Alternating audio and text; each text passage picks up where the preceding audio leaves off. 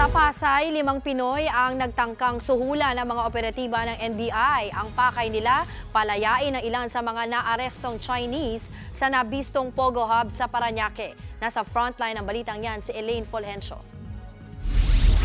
Kasamang naglalakad ng mga ahente ng NBI ang 3 lalaking Chinese papunta sa mga kotseng nakaabang sa parking area ng opisina ng NBI sa Pasay. Maya-maya pa,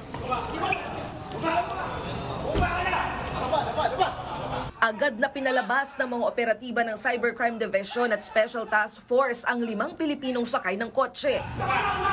Pinadapang mga sospek at pinusasan. Nakuha sa kanilang 900,000 pesos na perang ipinanunuhol umano sa NBI kapalit ng kalayaan ng 3 Chinese. Kabilang ang mga tinutubos na Chinese sa 12 inaresto sa scam hub sa Parañaque noong January 8. May kumontak daw noon sa NBI para manuhol.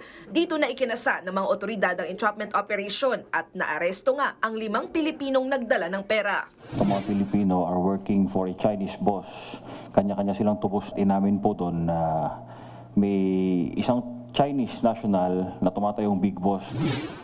Depensa naman ng inarestong driver, hindi nila alam na iligal ang gagawin nila. Sumunod lang daw sila sa utos ng kanilang boss. Wala lang kaming magawa kasi para sa pamilya po ba, tapos lumalabang kami ng parehas, ganito yung mangyayari sa amin. Halip na yung mga visit ng mga Chinese na yun dapat mahuli. Kami po yung nangyari sa ganito.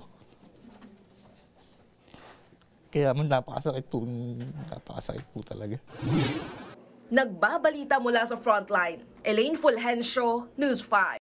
Mga kapatid, Dimples Romana po, kumpletuhin ang inyong umaga ng mga kwentong puno ng inspirasyon. Salubungin po ang bawat araw ng may ngiti at pag-asa.